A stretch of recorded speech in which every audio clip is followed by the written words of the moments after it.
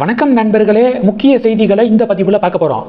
தேர்வில் நடந்த முறைகேடை கண்டித்து ஆயிரக்கணக்கான மாணவர்கள் போராட்டம் நடந்துக்கு இருக்குங்க. ஜந்தர் மந்தர்லையா அப்படின்னா ஜந்தர் மந்தரில் நடந்துச்சு. ஜந்தர் மந்தரில் நடந்தது ஊர் உலகத்துக்கே தெரிஞ்சிச்சு. என்ன காரணம்? அந்த ஜந்தர் மந்தரில் போராட்டத்துக்கு வந்தவங்க மோடியை திட்டினாங்க. அதனால நம்ம ஊர் மீடியாக்கள் அதுக்கு வெயிட்டேஜ் கொடுத்து 24 மணி நேரமும் மக்கள்கிட்ட காட்டிக்கிருந்தாங்க. ஆனால் இப்போ நடக்கக்கூடிய போராட்டம் மோடியை திட்டக்கூடிய போராட்டம் இல்லை. காங்கிரஸுடைய கூட்டணி ஆட்சி நடக்கக்கூடிய ஜார்க்கண்டில் இந்தி கூட்டணியுடைய ஒரு கட்சி அங்கே ஆளுங்கட்சியாக இருக்குது. ஜார்க்கண்ட் முக்தி மோர்ச்சா அப்படிங்கிற கட்சி.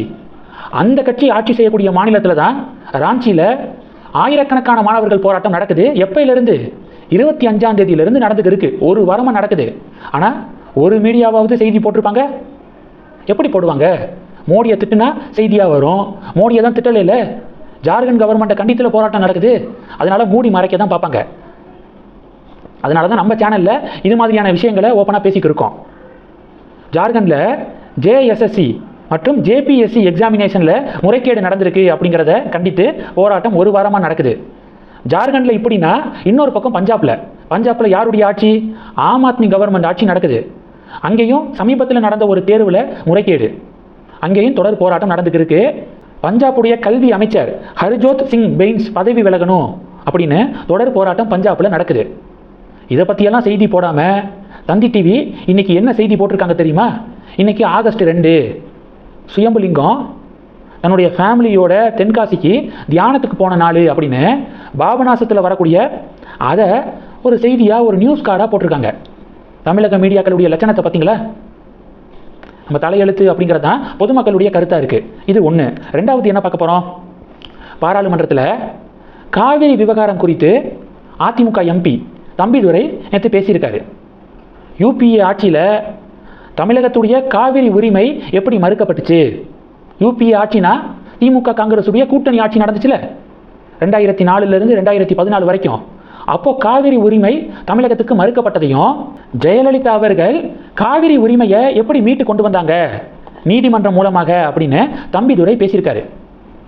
அதிமுக காரங்க ஜெயலலிதா அவர்களை அம்மா அப்படின்னு தான் சொல்லுவாங்க. பாராளுமன்றத்திலையும் தம்பிதுரை அம்மா இந்த சாதனையை படைச்சாங்க, இது பண்ணாங்க, அது பண்ணாங்க அப்படின்னு சொல்லிட்டு எக்ஸ்பிளைன் பண்ணியிருக்காரு. தம்பிதுரைக்கு பின்னாடி கம்யூனிஸ்ட் எம்பி கேரளாவை சேர்ந்தவர், அவர் பேர் ஜான் பிரிட்டஸ். அவர் உடனே விச் அம்மா அப்படின்னு நக்கல் தொனியில் விச் அம்மா அப்படின்னு சொல்லிட்டு நக்கல் பண்ணியிருக்காரு.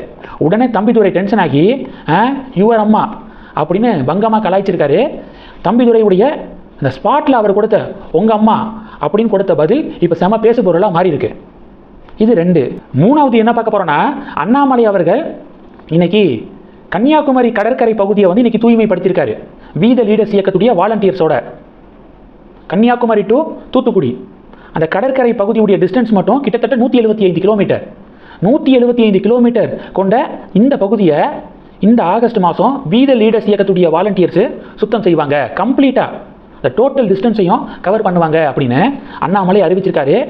அவர் சொன்னபடி இன்னைக்கு கன்னியாகுமரி கடற்கரை பகுதியில் தூய்மை பணியை தொடங்கியிருக்காரு. பாராட்டுக்கள் குவிந்து வருது. போன மாதம் ஃபுல்லாக போதைப் பொருட்களுக்கு எதிரான விழிப்புணர்வை முடிஞ்ச அளவுக்கு வி த லீடர்ஸ் இயக்கம் முன்னின்று நடத்தினாங்க.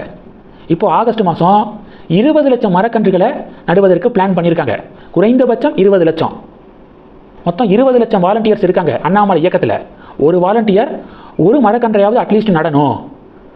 சும்மா நட்டுட்டு அதோட முடிஞ்சிச்சு நம்ம வேலை அப்படின்னு சொல்லிட்டு போயிடக்கூடாது. நீங்கள் நடக்கூடிய மரக்கன்றுக்கு நீங்கள் தான் பொறுப்பு. அந்த மரக்கன்று வளர்ந்து மிகப்பெரிய மரமாகிற வரைக்கும் நீங்கள் அதை கேர் பண்ணிக்கணும் அப்படின்னு அண்ணாமலை வலியுறுத்தியிருக்காரு. சூப்பர்.